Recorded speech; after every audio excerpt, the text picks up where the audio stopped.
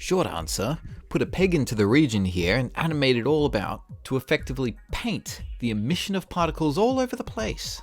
Long answer, good hello, welcome to Onion Skin. More particles. I love particles, particularly using regions.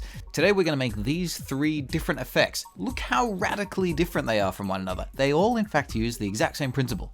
So learn this method and then just takes a little bit of imagination and you can take this really, really far. So let's jump right to it. The previous particle video is probably a good idea to watch first, but nonetheless, here we go. Node library section, particle basic area in particular, and building it up from the bottom to continue practicing how the engine works. Visualizer at the bottom.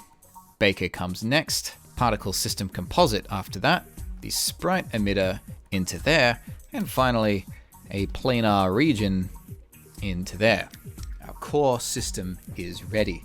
The first effect we'll make is that glass shattering effect. So I'm going to need 2 different drawing layers here. Control R to create drawing layer. I'm going to call the first one glass and the second one crack. I press enter to create both of those and then close them. Now we see them stacked just on top of that composite. First things first, they'll just get looped down to that main composite so we can just draw what needs to happen. Plain glass is pretty straightforward. Over in the palette, I'll press the plus to get a new swatch, double click on that and make a bit of a cyan color and drop its alpha here to about 50%.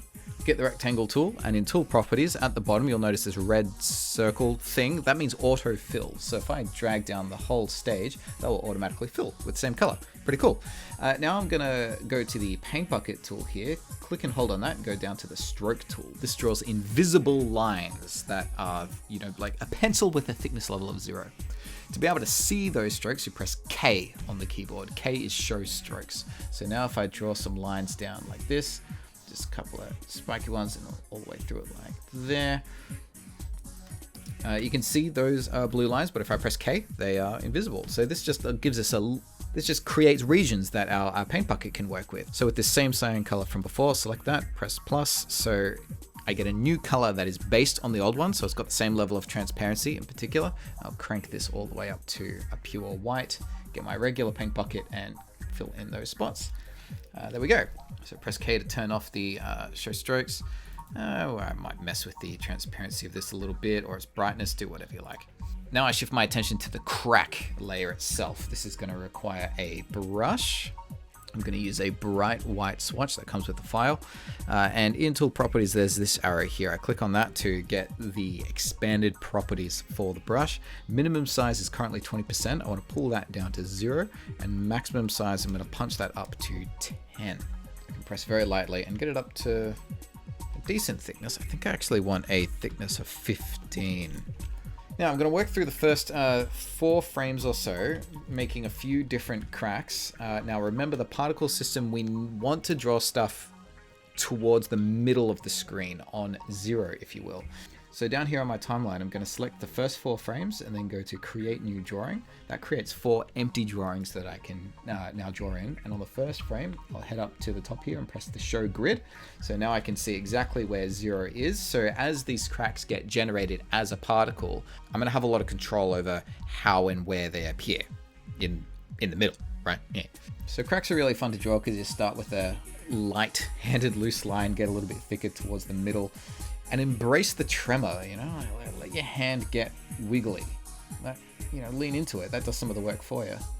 By just letting your hand get tremory, it does some of the work for you. So you can see this pretty small one. I'm going to go to the next frame and do some of varying sizes. So this one might be a little bit bigger. And one of my favorite tricks in all of Harmony is holding the shift key. So if I do a little bit of crack here and then I hold shift down, it turns into a temporary line tool. So then I can go in like that. This is really cool for things like cracks because then you get that, shardy nature that it has, like where there will sort of like hits the grain of the glass or something and then there's just like patterns to it or whatever. And then finally, sometimes cracks will have like the bit of a spiderweb texture to it where it cracks all the way around and you get sort of different shards and things like that. Don't overdo it with the detail on these though, because it's a particle, right? That these cracks are going to stack together over time. So those are going to be the only 2 that sort of come to a point. And I'm just going to do a couple of other ones that are just simple shapes like this. Maybe it's just like that.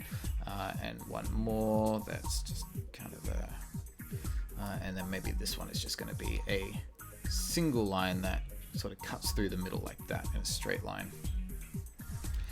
So hopefully those four variants are going to give us a decent range of effect. Let's see how it goes. So notice that glass is only appearing for one frame. You can see its exposure is only 1. You can press plus on the keyboard to push that out. We need to push it out way further actually. So we right click on that, go to exposure and then set exposure at the bottom. You may or may not have a shortcut assigned to yours. I like having it as Control 4 and that's going to have an exposure of 100. So it fills up the whole timeline, we get 4 cracks and they vanish. Great. So notice the glass is stacked behind the particle effect. The crack I'm going to unhook it this time and then plug it into the sprite emitter. And oh my goodness, that is really overkill, right? Because remember, we are generating 100 cracks per frame, every frame within the designated region. So this lesson is all about using that region to our advantage, animating the region around the screen to create cracks wherever we so desire. Okay, so we click on the region and then over in the camera view there's this orange line here. I click on that, the region appears, and I'm gonna create a peg with Control P that goes into the green port of the planar region. And now using my advanced animation tools up here, I can move the crack around over time. Right, so if I go down to frame 1 on the peg, press the plus KF plus keyframe or F6 to create a keyframe, and then again F6 on frame 10. That will create 2 keyframes that we can now, if I move this around, look at that. You can see the 100 cracks being created per frame, really sort of coming to life a little bit. Yeah, I'm going to put it over there for now, just so we can really fine tune its behavior and then start animating it with it properly. You guys know the drill by now. We click on the sprite emitter in layer properties and we start toning it down, getting it back into the realm of reality. Frankly, it's only going to create 1 crack per frame. I do want it to have a probability of 100, and we're going to be animating the trigger, so it'll turn on and off sporadically over time to our choosing. Meanwhile, rendering, we notice it's the same crack every time. We want it to choose one of those 4 at random. So down here in type, we've got sequentially assigned type number. We go to randomly assign, and type particle 1, we change that to 4. So it's going to randomly choose one of the 4. And in rendering, it is set to use particle type. So that's good. I don't think we need to change anything here at the moment. So there we go. As that slides across, it looks like it's sort of just adding cracks as it goes. Interesting. Now I need to define the region itself. I'm going to click on the region node and go to the regular transform tool down here and shrink it down to about there. So remember, we drew all of our cracks on 0. So let's actually delete that keyframe now with F7 and then go back to frame 1 here. We'll see now that all of those like midpoints of all those cracks, they're always going to appear in here. So changing the size of my planar region, I'm essentially making like a random offset. I don't want it to appear exactly where my pointer is, but somewhere in this zone. Okay. Oh, sorry. Make sure I'm always on frame 1 at this point.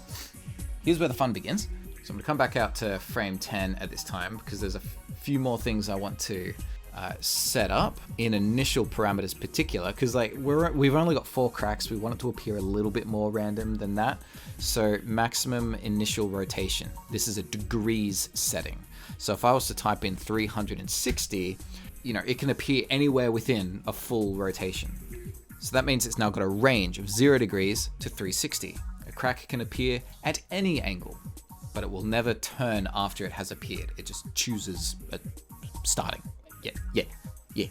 All right, so now we get to have some fun with it. I'm going to take this peg here, and over in the show controls, once again, we press to turn that on. Doesn't look like it's done anything yet, but as we start to animate, we'll start to see some effects take place. In the layer properties for that peg, there's a position category with 2 different checkboxes. In this case, we want it to be a 3D path. Now, it's quite likely this will already be the case by default. What a 3D path does is, as we animate, it will automatically curve it out, which we want in this case. I'll show you what I mean. If we put this down here at frame 1, and then at frame 10, I'll pull it all the way up to here, and then on frame 20, I'm going to pull it back down again, and see that? See how the arc sort of automatically rounds itself out? That's what a 3D path does. It's pretty cool. If we use the regular transform tool at this time, I can pick up any one of these keyframes I've already made and start to mold them around like this. So I'm going to create over 30 frames. I'll put in another one here, where I'll use the position tool one more time to come back towards the center like so. We got this sort of shape. Now I want it to be even arcier. How can I do that? If I hover over one of these lines and press P, notice it creates another little purple dot. This is what's called a control point. These really need their own lessons. I do have a couple out there. But effectively, they are keyframes that are not actually keyed. Like, it doesn't affect the timing or anything. They're just used to help round out and control the shape of these arcs, like so. So I press P and arc that around. There we go. So now the region, it moves around in a bit of a swirly pattern, effectively painting cracks. Pretty cool, right? So this is almost like making some sort of weird animated custom brush that's painting cracks as we go onto our glass. How about that? So it might be a little bit overkill for our effect, but that's okay. That's where the trigger comes in. I've got a couple of options. I could just drop this down to say like a probability of like 20% or something like that. So then it will only paint a crack every now and then. It's got a 20% chance of doing so. Or I can be really deliberate where along this line it will paint them by animating the trigger. Remember, this is a binary switch. 1 means on, 0 means off. So let's have a bit of a practice with it. In the sprite emitter here, I'll press this plus to open up its properties.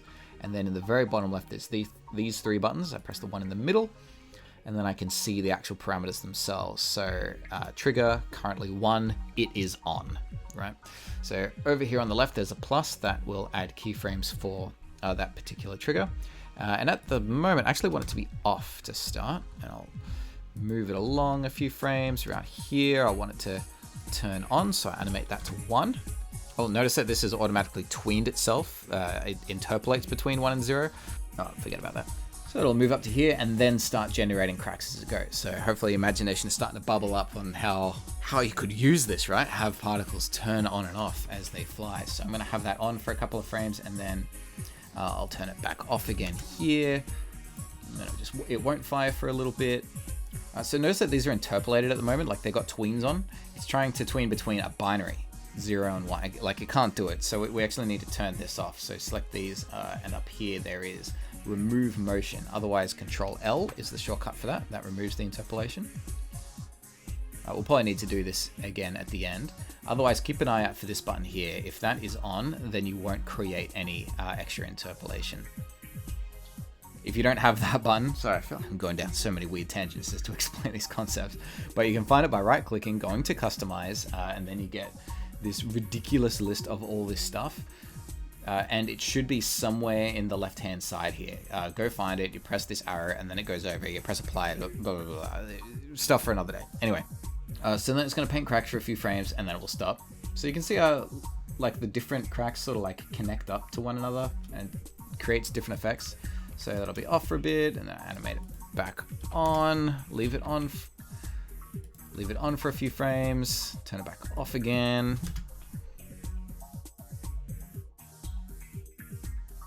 It looks like these cracks are just appearing on their own, almost sporadically around the glass. But in fact, we are being very deliberate about where they appear. And it almost looks like they're organically growing or animating themselves because we're leaning on the particles to do that work for us. We also have a little bit of randomness in their position without it getting too carried away. So that's our first example done. Now to make the caterpillar. How does that caterpillar have the same principles as this? So I guess you can see how it's moving around with a region, but like, what? So let's do that. We're going to make another scene in this scene. I'll select all of these guys here, go up to the drop down at the top left and go to Insert Backdrop. That will create a backdrop. Press this yellow box, choose an appropriate color. I'll call it glass crack. So if we come back to this file in a number of months, we'll be able to see at a glance what does what. Meanwhile, over here, I'm going to create a new drawing layer with Control R. Call this caterpillar. Oh, it appeared over here. I'll drag it over here. And press Control H to create a composite and Control Y to create a new display. Hook all of those up together. And then up in the top toolbar, you want to right click and make sure that your displays are turned on, and then go to display 2. Display 2 takes us to our new blank scene, even though we're still in the same scene. And this is going to have an animation of, I think, 1, 2, 3, 4, 5, 6 frames, I think. So press create new drawing. We get 6 empty frames in there. As before, we want the grid to be on so that we can be drawing in the center. I'm going to choose a circle tool this time, and in tool properties, down at the bottom, we want to turn on the snap to center. There's this magnet here. If we click and hold on that, there is snap to grid. Make sure that's on. And then turn the magnet on itself, and you'll see as you move the mouse this little like blue dot. See how it's kind of difficult to see, but it's kind of snapping to the different parts of the grid there like that. If I go to the middle one here, hold shift and alt, then it will draw out a circle directly in the middle of the screen, which is ideal. I'm gonna fill that black, select the whole thing, hold shift and select the middle to remove the selection of the middle, leaving only the outline behind, and delete, leaving us only a circle. And then I'm going to copy using the black arrow. I'm then going to select that circle, press Ctrl C to copy, and then on frame 2, paste it in and shrink it down. Just turn the magnet for snapping off at this time, and then holding Shift and Alt, shrink it down by just a little bit. Copy that, go to the next frame, paste it in, and then copy, shrink it down just a little bit further.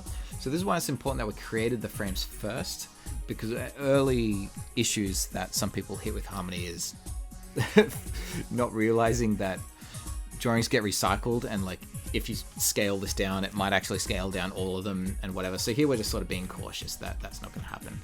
So paste that into 4. I'm just going to shrink this further and further down, sort of checking that it's relatively consistent each time. So finally by frame 6, it's going to be very, very little indeed. Time to assign it to our particle system. I can take these 3 here and duplicate those by going to the drop down and go to nodes, duplicate selected nodes. Bring these across. We need a fresh sprite emitter because we're going to do some different things with this one. Plug that in. Get a new planar region with a new peg with Control P. Plug that into the composite and unhook the caterpillar and put it into the sprite emitter. Oh my goodness, once again 100 caterpillars forming every single frame. So select the sprite emitter, go to layer properties, and once again we want 1 particle per frame. And then we head over to the rendering tab, and this time we want to be using age. So that means each particle that appears is going to start big and shrink down. That is a very interesting effect, isn't it? Once again at this time, to test our movement, I'm going to go up to this peg here, keyframe it on frame 1, with the position tool, move it over here to the left, and then on frame 10, move it over here to the right. Make sure their interpolation is turned back on. Control K does that, by the way. And we get this effect. It's pretty cool though, isn't it? It has sort of like plotting spots as it trails along. But of course the region is too big to turn this into an actual creature of some kind. Now I could go to the transform tool and pull that region all the way in, and you see they start to line up and form the shape of a creature. Or better yet, we can go to the layer properties of that region and change the shape from a rectangle to a point. So they will always appear directly in the middle of wherever the region is at that time. Notice the faster the peg that holds the region is moving, the further apart the circles will get. The more spread out they are, the more they'll start to come together like that. Isn't that neat? So every particle is shrinking down, but now it's starting to create the illusion that this thing is moving around. So like before, let's change it to make sure it's a 3D path here. Turn on show motion path. I'll press P somewhere along the middle to add a little bit of curve to it. I've deliberately only got a keyframe at the beginning and the end here with a bit of twist so that I can still add some easing. So if I go to last frame and then press this button here, set ease on multiple parameters, and crank that up to about 50, oh no, let's say 70, why not? YOLO, am I right? Then apply previous and then 70 on that one as well. So you can see now there's a big like speed up and slow down. This is probably going to overdo it, but whoa. Okay, yeah, it doesn't really look like a caterpillar anymore, does it? I overdid it. Let's crank it back down to 40. There we go. Put some eyes on that peg and it's really starting to come to life. That's quite a cool one, isn't it? So just by animating a single peg around of that region, this creature now automatically trails itself. It knows how to snake and bend all on its own. As a last little treat for this exercise, if we gave it the same sort of behavior as the cracks, right? If it goes back to use particle type, but it's only set to use the first particle, so it sort of just like grows over time like this. So you can really see how it's like just painting a shape as it goes along. So imagine if we just plugged any old drawing into there. You can paint with this thing. Weird, right? So with that in mind, our third exercise is going to paint particles, but we're going to use the nature of pegs in a very special way to create some really interesting patterns. So let's get started with that. Once again, I'll select all of these, go up to the drop down up here, go insert, backdrop, call it caterpillar so we can find it again later. Take these 5, that's the sprite emitter down through to the composite. I'm frankly just going to take all of these and duplicate them and rename it from caterpillar to spiral. So first we need to look through the new display. In this case, display 3. Head over there. It doesn't look like anything's happened yet because, obviously it's a duplicate. But I'm going to ditch the caterpillar artwork. We're going to use the placeholder. So select on the sprite emitter and change the rendering mode from particle type to render as dot. So this is a really useful way for us to test particle behavior in physics and things like that. So we can see really clearly how it's like, speeding up and slowing down and junk like that. So we want to keep the fact that the region is planting on a point, but we want to get a new peg at this time. So I'm going to delete the old one, press Control P to give us a fresh one. Head back to frame 1 here. I'm going to do something kind of clever, I hope. With the position tool, I'm going to grab this green arrow to move it up towards the top. And then I'm going to press Control P on this peg to get a second one. So now we notice that this is now back in the middle. And the second peg I'm going to call rotation. On frame 1, I'm going to press F6 to add a keyframe on the rotation peg and then head up to frame 24, press F6 again, and then make sure that interpolation is on. I need to turn this automatic stop motion off, by the way. So interpolation is on frame 24 with the rotate tool. Give this a full 360 twist and look at that. It starts to build up the full rotation as it distributes one particle all the way around the loop, because this will always plant on the point at the end, rotating around this peg. And I can keep going. What if it in fact rotated twice? The more I go, you start to see all of the wonderful patterns that exist in maths. I'm sure we've crossed over the golden ratio at some point here as they align and distribute and recompact and do all sorts of beautiful things the further we go. Do we just go past pi? Anyway, undoing that, I'm back at the first initial twist. But I'm going to give this 1, 2, 3 twists. Notice every time I go around, it creates this like spiral shape and it gets like packed in further and further, which is pretty cool. The program remembers how many times you've done a twist. So why on earth have I done that? Well, we're going to bring a little bit of 3D into it. I'm going to open up the side view here and go up to Windows Side. And with the position tool on, I'm going to push this on the blue arrow further backwards. Look at that. Now the pattern gets even more interesting. It's almost like it's starting to form a bit of a star shape. Try giving that a twist. Look at these patterns and effects. So imagine what's going to happen if you start putting in some interesting drawings and things. If I take this all the way back to 0, it looks like they're getting closer and closer and closer, but they're not. They're getting further and further away in 3D space, right? So as this twists, look at what's happening on the 2 different angles. It's sort of like curling and bending around like an orbit. But if you look at the side view, we get a very different pattern indeed. It looks like it's starting to create a sine wave. There's a wave effect as they're getting bunched up further and further. I find this really fascinating. I don't know about you, but as they get further and further apart, of course, like the pattern starts to break down and we see different effects, but we can restore it in the layer properties for the sprite emitter by going to the generation tab once more. And here we have source samples per frame 16. So you can actually get down to a sub layer. At the moment, this isn't doing anything because the source sampling duration is sort of what triggers this. At the moment, it's 16 times 0. So, it's just not working. But if I change that to 1, there we go. So now for every 1 frame, it generates 16 times. Alright, so what happens is I sort of like lower that. We go from 16 to 8 to 4 to 2 to 1. And 1 is the same as this was 0. Yeah, so that's how that effect works. I think it's quite interesting. Put this back up to 16 and watch what happens if source sampling duration is changed. I think it like caps out at 1, but if you drop it down to like 0.5, hey, look at that, right? So it generates the first 8 and then the second 8 are ignored. This gets some very interesting effects as well. So I'm going to leave it 1. So we get 16 per frame and a very like firm looking wave from the side. And if I head over to perspective view even, look at that. We can see that we have indeed created a spiral shape cascading off into the distance. It builds itself up over time. Very, very cool. I think the potential of what to do with a spiral like this is so immense, and this video is already pretty long, that I don't want to influence it too much. I want to pause on this one and wait to see your results. If you give this a go, please add it to the Onionskin Discord channel and I'll feature them in an upcoming particle video.